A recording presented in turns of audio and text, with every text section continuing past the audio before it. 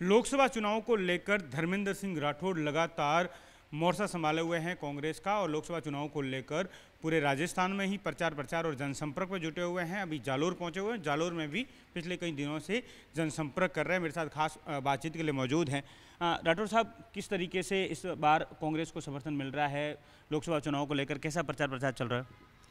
देखिए, देश में कांग्रेस पार्टी बुनियादी जो मुद्दे हैं उनको लेके चुनाव में उतरी है। जो आम आदमी, गरीब आदमी, दलित, पिछड़ा, वंचित, उन सब के जो अधिकार हैं, उन अधिकारों के लिए हमारे कांग्रेस पार्टी के पूर्व राष्ट्रीय अध्यक्ष, हमारे महबूब नेता राहुल गांधी ने देश की अब तक की जो यात्राएं हुई होंगी, ऐसी यात्रा किसी ने नहीं की थी। लंबी लंबी यात्राएं। एक यात्रा भारत जोड़ो यात्रा, जो करीब 4,500 किलोमीटर से ऊपर, जो कन्याकुमारी से शुरू होकर कश्मीर तक गई। सर्दी, गर्मी, बरसात सब, और कड़ाके की ठंड, भयंकर गर्मी, उसके बीच न वो थके, न वो रुके और न वो डरे। और उन्होंने पूरे देश का ध्यान खींचा कि एक महंगाई कितनी है देश में, बेरोजगारी का हालत क्या है, देश की आर्थिक स्थिति कहाँ पहुँच चुकी है, विदेश नीति भारत सरकार की किस कदर है कि चीन अंदर घुस रहा है। इन सारे मुद्दों को उन्होंने लेके यात्रा की। इवन उन्होंने संसद में भी लगातार मोदी जी की सरकार को कटघरे में खड़ा किया, सवाल किए कि क्यों ये कुछ चुनिंदा उद्योगपतियों के लिए ही मोदी सरकार काम कर रही है। हालांकि उनकी सदस्यता एक षड्यंत्र के तहत उनकी सदस्यता खोई गई, लेकिन भारत का जो सर्वोच्च न्यायालय है, भारत की जो न्यायपालिका है, उस पर गहरी आस्था है, वापस लौट के आए। उनका मकान, सरकारी मकान को खाली करा लिया गया आनंद फानंद में। उनको ईडी की पूछताछ 5 दिन तक लगातार चलती रही। यानी इन सब होने के बावजूद उन्होंने संसद में भी और सड़क पे यात्राएं की। दूसरी भारत जोड़ो न्याय यात्रा, उसके लिए वो निकले, जो पूर्व से पश्चिम यात्रा थी, जिन्होंने मणिपुर से वो यात्रा प्रारंभ की। और मणिपुर एक देश का वो राज्य है जहाँ हिंसा और आगजनी हो रही है, मणिपुर जल रहा है, लेकिन मोदी जी एक बार भी वहाँ गए नहीं, तो वहाँ से उन्होंने यात्रा प्रारंभ की। तो मैं ये कह सकता हूँ कि आज देश में जो हालात बने हैं, वो हालात ऐसे कभी नहीं बने। सब बुद्धिजीवी, इंटेलेक्चुअल, पत्रकार कह रहे हैं कि संविधान खतरे में है, लोकतंत्र खतरे में है, लोग ईवीएम पे सवाल खड़े कर रहे हैं, लेकिन मोदी सरकार कोई सुनवाई नहीं कर रही है। राजस्थान की जहाँ तक बात आती है, राजस्थान में हमारे पूर्व मुख्यमंत्री अशोक गहलोत जी ने 5 साल जो शासन रहा, उन्होंने जो अभूतपूर्व काम किए, कोरोना का प्रबंधन ज़बरदस्त किया। उसके बाद में 5 साल तक उन्होंने सरकार को बचाए रखा। ये बहुत बड़ा चैलेंज था, वो आपके सामने है। और उसके इन सब परिस्थितियों के बावजूद भी उन्होंने जो जनहित के फैसले किए, 25 लाख का बीमा, पूरी दुनिया में उस बीमे की गूंज सुनाई दी, लोगों को राहत मिली। और जितने भी योजनाएं थी, महिलाओं के लिए थी, युवाओं के लिए थी, सरकारी कर्मचारियों का ओपीएस का बड़ा फैसला किया था। तो कहने का मतलब है कि कुछ भी मतलब मोदी सरकार नहीं कर रही। हमारी सरकार चली गई, झूठे एक परसेप्शन बनाने की कोशिश की गई, झूठी बातें की गई। कन्हैयालाल हत्याकांड को गलत ढंग से पेश किया गया कि वहाँ 5 लाख रुपए दे दिए, यहाँ 50 लाख, जबकि 50 लाख रुपए दिए, नौकरियाँ भी दी, तत्काल गिरफ्तार कर ले गए, जनता को भ्रमित करके। मतलब हमारी सरकार नहीं बन पाई। लेकिन अब जो 4, 5, 6 महीने का जो कार्यकाल हुआ है, जो भजनलाल जी की सरकार बनी, कैसे पर्ची से मुख्यमंत्री बने हैं, कैसी सरकार चल रही है, इन सब हालात को राजस्थान की जनता जान गई।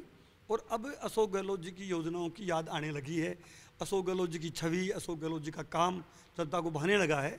तो ये जो लोकसभा चुनाव हो रहा है कि महंगाई, बेरोजगारी, और जो राहुल गांधी जी ने जो 5 न्याय, जो युवाओं के लिए, नारी के लिए, श्रमिकों के लिए, किसानों के लिए, एमएसपी बहुत बड़ा मुद्दा है। तो जो गारंटी दी है राहुल गांधी ने, उन गारंटी पे भरोसा करेगी जनता। अशोक गहलोत जी की सरकार की जो योजनाएं थी, उन पे भरोसा कर रही है। और हमारे कैंडिडेट भी जो उतरे हैं, वो बहुत बेहतरीन कैंडिडेट हैं। आप देख रहे हैं जालोर लोकसभा, जालोर, सिरोही और सांसौर जो लोकसभा है, इसमें 8 विधानसभा हैं। वैभव गहलोत युवा चेहरे हैं, और इससे पहले भी आपने देखा होगा कि बूटा सिंह यहाँ से लगातार रहे हैं।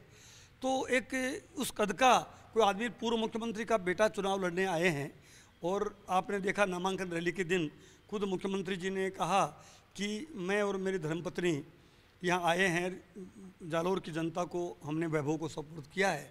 तो बहुत बड़ी बात कही है उन्होंने, उनका इच्छा है। वैसे तो मारवाड़ में बहुत काम किए अशोक गहलोत जी ने, जालोर में भी पानी की समस्या को लेकर भी बड़ा काम हुआ है। तो मैं ये मानता हूँ इन सब मुद्दों के आधार पे जालोर, सांचौर और सिरोही की जो जनता है वो वैभव गहलोत को आशीर्वाद देगी, कांग्रेस पार्टी को आशीर्वाद देगी, राहुल गांधी जी की जो छवि है, राहुल गांधी जी का संघर्ष है उसको आशीर्वाद देगी। और जो हालात देश में बने हैं, जो लोकतंत्र खतरे की बातें हो रही हैं, इन सब ताकतों को आप देख रहे हैं। अभी तो अलग अलग समाज के लोग भी बड़े आक्रोशित हैं। सभी समाजों को इन्होंने एक तरह से ठगा है, एक तरह से उनको भ्रमित किया है। अब वो सब जागे हैं और राजस्थान में मतलब सरप्राइजिंग रिजल्ट आएंगे। जितनी बीजेपी 25-0 दो बार जो हुआ है 25 सीटें जीती हैं, इस बार सरप्राइजिंगली मतलब आप ताज्जुब करेंगे कि जो ये सोच रहे हैं उससे ज़्यादा हमारे को आशीर्वाद मिल जाए। लगातार आप तमाम जगह जा रहे हैं, लोकसभा चुनाव को लेकर कांग्रेस के लिए प्रचार कर रहे हैं, फीडबैक कैसा मिल रहा है इस बार? लोगों के मन में क्या है, समर्थन कैसा मिल रहा है कांग्रेस को? वही तो मैंने कहा, लोगों में गुस्सा है मोदी सरकार के खिलाफ। लोगों में गुस्सा है जब से राजस्थान में सरकार बनी है भजनलाल जी की, उन्होंने जो हेल्थ की स्कीम थी गहलोत साहब की, उनको कमज़ोर कर दिया है। इवन ओपीएस जो सरकारी कर्मचारियों का बड़ा मुद्दा है उसके ऊपर भी चुप्पी साधे हुई है। तो जो योजनाएं गहलोत साहब की सरकार के समय चल रही थी वो योजनाएं कमज़ोर हो गई या बंद कर दी है। किसान, पूरे देश का किसान आंदोलन कर रहा है, एमएसपी की मांग कर रहा है, स्वामीनाथन आयोग की रिपोर्ट लागू करनी चाहिए। यही मोदी जी जब गुजरात के मुख्यमंत्री थे तब स्वामीनाथन आयोग की रिपोर्ट के बारे में ये लागू करने की बातें कहते थे। यही मोदी जी महंगाई की बात कहते थे, यही मोदी जी करप्शन रोकने की बात करते थे। आज इलेक्ट्रोल बॉन्ड आप देखिए, बहुत बड़ा घोटाला है। इलेक्ट्रोल बॉन्ड सुप्रीम कोर्ट का जब निर्णय आया तब इन्होंने ये तथ्य उजागर किए और उन तथ्यों में आ गया कि किस ढंग से दवा कंपनियों से लेके, शराब कंपनियों से लेके, मांस के जो निर्यातक हैं, इवन गो हत्या करने वाले लोगों से भी इन्होंने किस ढंग से इलेक्ट्रोल बॉन्ड के माध्यम से चंदा लिया है। और अब तो ये बातें होने लगी है कि चंदा दो और धंधा लो। तो इन सब मुद्दों को जनता जान गई है। राजस्थान में लोकसभा चुनाव के नतीजे कांग्रेस पार्टी के पक्ष में आएंगे। गठबंधन भी हमने किया है, हमने सीपीएम से सीकर में गठबंधन किया, हमने यहाँ आपके नागौर में गठबंधन किया, हमने बांसवाड़ा में बाप पार्टी से गठबंधन किया। तो इन सब का फायदा मिलेगा हमें। इस बार लगातार आप जालोर में प्रचार कर रहे हैं, जालोर में आप एक चाणक्य की भूमिका में नजर आए और जो कांग्रेस से बगावत करके लाल सिंह जी जिन्होंने बसपा से टिकट लेकर नामांकन भरा था, उनका नामांकन वापस लेना एक बड़ी कामयाबी कांग्रेस के लिए मानते हैं आप? नहीं, निश्चित रूप से ऐसे हालात हैं। हमारी उनको समझाइश यही थी और वो खुद भी उद्वेलित थे कि अभी जो देश बाबा साहब का बनाया हुआ संविधान है वो उसको बदलने की बातें हो रही है। संविधान संकट में। बहुजन समाज पार्टी का उद्देश्य क्या है कि बहुजन हित हो, बाबा साहब अम्बेडकर के जो सपने हैं वो पूरे हों। तो उनके मन में फिर ये भाव आया कि अगर मेरे चुनाव लड़ने से कांग्रेस पार्टी कमज़ोर होती है और खुद भी मतलब बसपा कमज़ोर होती है तो ये प्रदेश के लिए भी, देश के लिए भी अच्छा नहीं होगा। तो उन्होंने बहुत ही समझदारीपूर्ण फैसला किया। मैं ये समझता हूँ कि संविधान जब खतरे में, बात उनको भी समझ में आई कि बुद्धिजीवी कह रहे हैं लोकतंत्र की हत्या हो रही है, इन सब बातों को लेके और उनको समझाइश की गई। वो समझे, हमारे परिवार के ही थे। छोटी मोटी नाराज़गियाँ परिवार से होती है, अपेक्षा उनको अपेक्षाएँ थी, कई तरह की बातें थी, वो मान गए, वापस हमारे परिवार में लौट गए। ये हमें बहुत अच्छा लगा और मैं मानता हूँ कि उनके आने से अब जालोर और सिरोही सांचौर लोकसभा सीट है ये जीतने की तरफ बढ़ रही है तेज़ी से। लगातार जालोर लोकसभा सीट पर बीजेपी लगातार जीत रही है और ऐसे में इस बार आप जैसे मोर्चा संभाले हुए हैं तो जो कांग्रेस की बात है वो आम पब्लिक तक, वोटर तक पहुंचे, उसको लेकर आप एक बड़ी भूमिका निभा रहे हैं जिससे कांग्रेस की जो बात है वो आम पब्लिक तक पहुंच रही है।